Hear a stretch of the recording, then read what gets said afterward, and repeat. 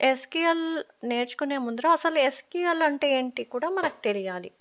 So, before we start learning the SQL commands, let's learn what is SQL.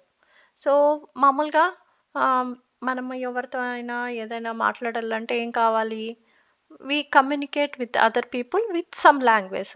So, different languages ఉన్నాయి కదా! So, ఏదో ఒక language use చేసి మనము ఒకరికొకరు కమ్యూనికేట్ చేసుకుంటాం గదా! Human being. అదే విధంగా ఈవెన్ మనకి మనము కంప్యూటర్‌తో మాట్లాడాలంటే ఏం కావాలి? మనం ఒక సెట్ ఆఫ్ ఇన్‌స్ట్రక్షన్స్ ఇస్తాము. ఎలా? Using a program. సో, మాకిది మనకి ఏం లాజిక్ కావాలో, మనం ఏం రాయాలనుకుంటున్నామో, సో, అవన్నీ ఎలా ఇన్‌స్ట్రక్షన్స్ మనం సిస్టమ్‌కిస్తే దాన్ని బట్టి మనకి అవుట్‌పుట్ రిజల్ట్ ఒస్తది. So, d different programming languages ఉంటాయి కదా! సో, ఎస్‌క్యూఎల్ అనేదొచ్చి structured query language. So, SQL ఎందుకు వాడతాము? మనకు ఆల్రెడీ చాలా లాంగ్వేజెస్ ఉన్నాయి. ఎందుకు ఎస్‌క్యూఎల్ వాడతాం? సో, డేటాబేస్‌తో మనం మాట్లాడాలంటే ఎలా మాట్లాడతాము? So, SQL is a structured query language. So, మనము డేటాబేస్‌తో ఇంటరాక్ట్ అయ్యి, డేటాబేస్ నుంచి డేటా ఎలా పుల్ చేయాలి? తర్వాత డేటాని ఎలా స్టోర్ జేయాలి? తర్వాత మనము డేటాతో ఎలా ఇంటరాక్ట్ కావాలి? ఇవన్నీ ఎలా సాధ్యమైతుంది? Through the SQL. So, sequel code రాసి, సీక్వెల్ కోడ్ ద్వారా మనము డేటాబేస్‌తో ఇంటరాక్ట్ అయితాం. సో, అసలు డేటాబేస్ అంటే ఏంటి? డేటాబేస్ అంటే వెరీ ఈజీ ఏం లేదండి. మనము మామూలుగా డేటా స్టోర్ చేసుకోవాలంటే ఎక్కడ స్టోర్ చేసుకుంటాము? డేటాబేస్‌లోనే స్టోర్ చేసుకుంటాము. So, data is nothing but అంటే డేటాబేస్ తెలిసే ముందర అసలు మనకి డేటా అంటే ఏంటి? Data is very easy. It's very simple. To understand the data, let's take one small example. Data is nothing but an information about anything. ఏదైనా తీసుకోండి. Suppose ఒక స్కూల్ గురించి తీసుకుందాం అనుకోండి. స్టూడెంట్ గురించి తీసుకుందాం అనుకోండి. ఆ స్కూల్‌లో ఏమవుతది డేటా ఆహ్, ఏం అనుకోవచ్చు? స్టూడెంట్ డేటాబేస్ అనొచ్చు. సో, స్టూడెంట్ డేటాబేస్ అని ఎందుకంటున్నాను? సో, స్టూడెంట్ రిలేటెడ్ ఇన్ఫర్మేషన్ అంతా దాంట్లో స్టోర్ అయ్యి ఉంటుంది. సో, డిఫరెంట్ క్లాసెస్ ఉంటాయి, సెక్షన్స్ ఉంటాయి, సబ్జెక్ట్స్ ఉంటాయి. సో, నంబర్ ఆఫ్ స్టూడెంట్స్ ఉంటారు. సో, ఈచ్ క్లాస్‌కు స్టూడెంట్ నేమ్స్, స్టూడెంట్ ఐడీసు, తర్వాత వాళ్ళ రిజిస్ట్రేషన్ ఐడీ అండ్ వాళ్ళ కోర్స్ ఐడీ, ఫీజెస్ అన్నీ ఉంటాయి కదా! సో, అప్పుడు స్టూడెంట్ డేటాబేస్‌లో ఇంత ఇన్ఫర్మేషన్ మనము స్టోర్ చేయాలంటే ఎలా చేస్తాము? మనకొక డేటాబేస్ అవసరము. సో, ఆహ్, ఆ డేటాబేస్‌లో మనము స్టోర్ చేసేసుకొని డేటాని, సో, మనకు అవసరమైనప్పుడు మనము క్వెరీ ఇచ్చామనుకో అంటే మనకు ఇన్ఫర్మేషన్ వస్తది. ఎలా క్వెరీ ఇస్తావు? సో, మనం మనకేం కావాలి అనేది మనం క్వెషన్ చేసినప్పుడు we can retrieve the data from that particular database. So, student information అంతా మనం క్రియేట్ చేసేసి ఆహ్, ఒక స్కూల్‌లో ఆ స్టూడెంట్ డేటా అంతా మనం suppose student ID particular name use చేసేసి తను ఏ క్లాస్ చదువుతున్నాడు? సో, తను ఏ సెక్షన్‌లో ఉన్నాడు? సో, ఏం కోర్సెస్ తీసుకున్నాడు? సో, ఇలాంటి ఇన్ఫర్మేషన్ అంతా ఎవరైనా అడిగారనుకోండి, మనకే కావాలనుకోండి ఎలా? So, we need to communicate with database with some language. ఆ లాంగ్వేజే మనము స్ట్రక్చర్డ్ క్వెరీ లాంగ్వేజ్ అంటున్నాము. సో, ఎందుకు వాడతాం ఎస్‌క్యూఎల్‌ని? సో, డేటాని మనం పుల్ చేయాలంటే డేటాబేస్‌తో. So, we need some language to ah, talk with the database. So, SQL is one programming language which we can use. We can store the data, డేటాబేస్‌లో store చేయొచ్చు. డేటాబేస్ నుంచి డేటా రిట్రీవ్ చేయొచ్చు. డేటాని update చేయొచ్చు. డేటాని insert చేయొచ్చు. Data delete చేయొచ్చు. So, ఏంటి ఇన్సర్ట్, అప్డేట్, డిలీట్ ఇవన్నీ ఎందుకు చెప్తున్నాను? సపోజ్ కొత్త స్టూడెంట్ ఎవరైనా జాయిన్ అయినారనుకోండి. అప్పుడు ఏం చేస్తాము? ఆ డేటాని మనము ఇన్సర్ట్ చేయాలి కదా! సో, ఆ పర్టిక్యులర్ స్టూడెంట్‌ని ఆ క్లాస్‌లో జాయిన్ చేసుకోవాలి. సో, అప్పుడు ఏమవుతుంది? ఆల్రెడీ డేటా ఉన్న డేటాబేస్‌లో మనము న్యూ స్టూడెంట్‌ని యాడ్ చేయాలంటే ఏం చేయాలి? సో, మనం మళ్ళా ఇంకొక కొత్త స్టూడెంట్‌ని యాడ్ చేస్తాము. సో, అది ఇన్సర్ట్ అన్నమాట. సో, ఆల్రెడీ ఒక స్టూడెంట్ ఓల్డ్ స్టూడెంట్ ఉన్నాడు. వాళ్ళ ఫోన్ నంబర్ చేంజ్ అయింది. సో, అలాంటప్పుడు ఏం చేయాలి? ఫోన్ నంబర్ మాడిఫై చేయాలి. సో, అప్పుడు ఎలా చేస్తాము? ఆ ఫోన్ నంబర్ మాత్రం మారుస్తాం. మిగతా డేటా అంతా సేమ్ ఉంటుంది. అప్పుడు ఏం చేయాలి? ఆ పర్టిక్యులర్ ఇన్ఫర్మేషను ఎళ్లి ఆ స్టూడెంట్ ఇన్ఫర్మేషన్ క్వెరీ రాసేసి మనం దాన్ని ఆ డేటాను పుల్ చేసి పర్టిక్యులర్ వాళ్ళ ఫోన్ నంబర్ మాత్రం అప్డేట్ చేస్తాము.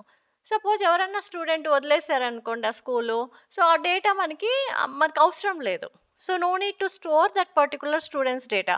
So in that situation what we need to do, we need to delete the data.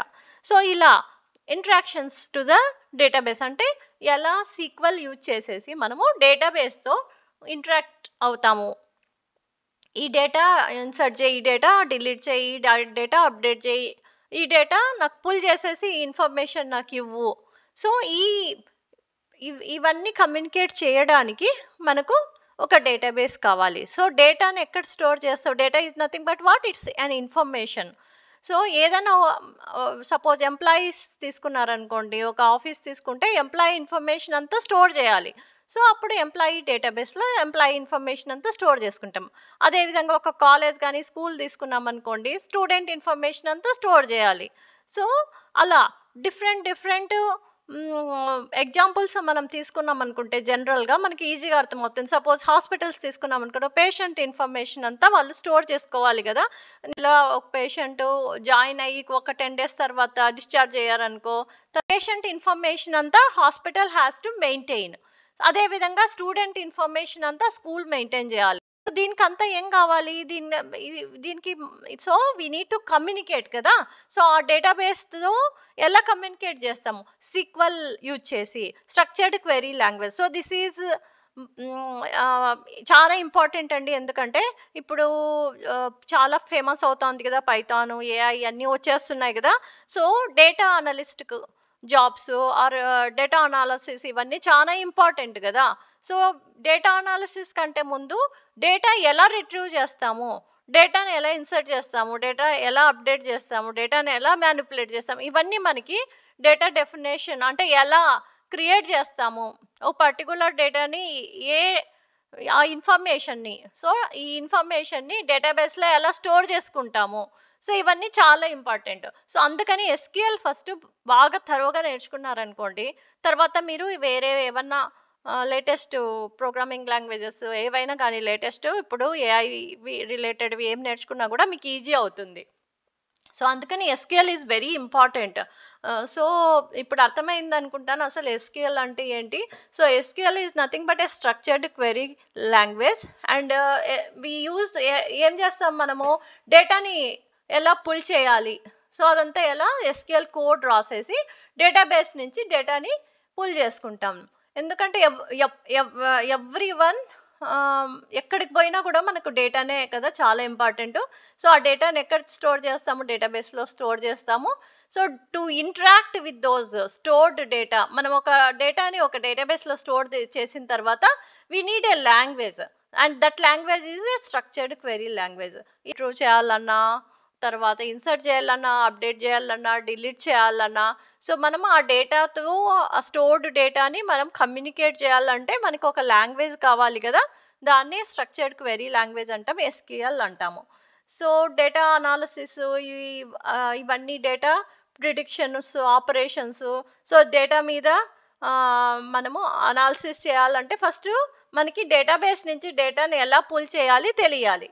So అందుకని చెప్పేసి ఎస్క్యూఎల్ చాలా ఇంపార్టెంట్. సో ఎస్క్యూఎల్ ద్వారా ఏమవుతుంది, మనకు కావాల్సిన డిజైర్డ్ అవుట్పుట్ని ఫెచ్ చేస్తాము. ఎట్లా, మనము ఒక క్వశ్చన్ అడిగేసి, ఓకే నాకు ఈ పర్టికులర్ ఎంప్లాయీ ఏ కంట్రీలో వర్క్ చేస్తున్నాడు డీటెయిల్స్ కావాలి అని చెప్పి మనము క్వెరీ లాగా రాసేసి కోడ్తో మన డేటాబేస్తో ఇంటరాక్ట్ అయితే మనకి రిజల్ట్ వస్తుంది. సో అవన్నీ ఆ కోడ్ అంతా రాయడాన్నే మనము ఆ కమ్యూనికేట్ చేయాలి కదా డేటాబేస్ని. So SQL is the one of the main programming language which is used to interact with the database. ఆ తర్వాత డేటాబేస్లో చాలా రకాలు ఉన్నాయి. సో దాంట్లో relational database is one of the famous database. ఎందుకు రిలేషనల్ డేటాబేస్ అని అంటామంటే, ఆ రిలేషనల్ డేటాబేస్లో everything whatever we talk, all the data is stored in tables. Table అంటే నథింగ్ బట్ రిలేషన్ అండి. సో ప్రతి సపోజ్ డేటాబేస్లో ఒక 1000 టేబుల్స్ ఉన్నాయనుకోండి, ఆ 1000 టేబుల్స్ ఒకదానికొకటి రిలేట్ అయి ఉంటాయి. ఎలా, ఒక కాలం కామన్ ఉంటుంది అనమాట ఆ టేబుల్స్కి. సో జాయిన్ ద్వారా ఒకదానికొకటి కనెక్షన్ ఉంటుంది, మీన్స్ ఒకదానికొకటి కనెక్ట్ అయి ఉంటాయి. సో ఇది మనము నార్మలైజేషను, తర్వాత జాయిన్స్‌లో నేర్చుకుంటాము. సో, ఎలా ఒక టేబుల్‌కి ఒక టేబుల్ ఎలా కనెక్ట్ అయ్యి ఉంటదని. కీస్ యూజ్ చేసి ఒక టేబుల్ ద్వారా ఇంకొక టేబుల్ మనం కనెక్ట్ చేసుకుంటాము. ఎస్పెషల్లీ కామన్ కాలమ్స్ ఉంటాయి టేబుల్స్‌లో. సో, డేటాబేస్‌లో ఎలా స్టోర్ అయితది డేటా? రిలేషనల్ డేటాబేస్‌లో all the data we store in the form of tables. ఆ టేబుల్‌లో ఎలా ఉంటుంది? రో అండ్ కాలమ్ ఫార్మాట్‌లో ఉంటుంది. సో, ఇప్పుడు మనం జస్ట్ రెగ్యులర్ టేబుల్‌లో మనం ఒక ఎక్సెల్ స్ప్రెడ్‌షీట్ తీసుకొని దాంట్లో మనం ఎంటర్ చేస్తే రో, కాలమ్స్ ఎలా ఉంటాయో, అదే విధంగా మనం డేటాబేస్‌లో టేబుల్స్‌లో మన డేటాని స్టోర్ చేసుకుంటాము. ఆ టేబుల్స్ ఏ ఫార్మాట్‌లో ఉంటుంది? రో అండ్ కాలమ్ ఫార్మాట్‌లో ఉంటది. సో, ప్రతి డేటాకి ఒక ప్రైమరీ కీ ఇవన్నీ ఉంటాయి. అంటే ఆ పర్టిక్యులర్ కీ బట్టి మనము ఆ ఇన్ఫర్మేషన్‌ను రిట్రీవ్ చేయొచ్చు. సో, ఇది ముందు ముందు క్లాసెస్‌లో నేను కీస్ గురించి చెప్తాను. ఎందుకంటే కీస్ చాలా రకాల కీస్ ఉన్నాయండి. Primary key, foreign key, super key, composite key. So, ఈ కీస్ అన్నీ బాగా తెలియాలి. ఎందుకంటే మనం డేటాబేస్‌తో ఇంటరాక్ట్ అయినప్పుడు so, based on the key only మనము ఎలా ఏ డేటా కావాలా అని చెప్పి స్పెసిఫిక్‌గా చెప్తామనమాట. అంటే ఒకటే టేబుల్‌లో అంత ఇన్ఫర్మేషన్ ఉండదు కదా! సో, ఇప్పుడు సపోజ్ మీరు patients or suppose hospital database తీసుకున్నారనుకోండి. అక్కడ పేషెంట్స్ టేబుల్స్ ఇవన్నీ ఉంటాయి కదా! సో, ఆల్ పేషెంట్స్ ఇన్ఫర్మేషన్ అన్నీ ఒక టేబుల్‌లో పెట్టడానికి కాదు కదా!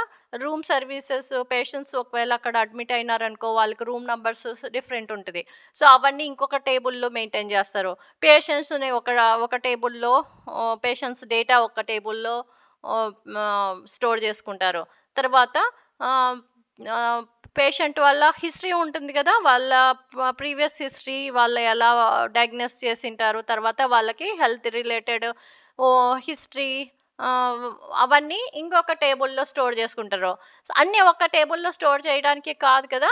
అందుకని చెప్పి ఏం చేస్తాము, అన్నీ ఆ ఇన్ఫర్మేషన్ అంతా మల్టిపుల్ టేబుల్స్‌లో స్టోర్ చేసుకుంటాము. సో, ఆ మల్టిపుల్ టేబుల్స్ మనము ఒకదానికొకటి జాయిన్ చేసుకుంటాము. Based on the keys. So, common columns ఉంటాయి ఆ టేబుల్స్‌లో. సో, ఇది మీకు మనం జాయిన్స్ నేర్చుకున్నప్పుడు బాగా అర్థమవుతుంది. సో, ఇప్పుడు డేటాబేస్‌లో టేబుల్స్ ఉంటాయి. మల్టిపుల్ టేబుల్స్ ఉంటాయి. సో, మనం డేటాని టేబుల్స్ ఫార్మాట్‌లో స్టోర్ చేస్తాము రిలేషనల్ డేటాబేస్‌లో. సో, రిలేషనల్ డేటాబేస్‌కి ఎగ్జాంపుల్ వచ్చి ఏమంటావు? మైసీక్వెల్, ఒరాకిల్ ఇవన్నీ కూడా main tools which we used for the relational database. So I hope you like this video. So next వీడియోలో నేను మిగతా డీటెయిల్స్ అసలు సెలెక్ట్ స్టేట్మెంట్ అంటే ఏంటి, తర్వాత వేర్ కండిషను, సో ఫ్రమ్ అంటే ఏంటి, సో ఈచ్ అంటే commands keywords which we use to query and to get to pull the data from the database నేర్చుకుందాము. Thanks for watching this video. Thank you. Bye.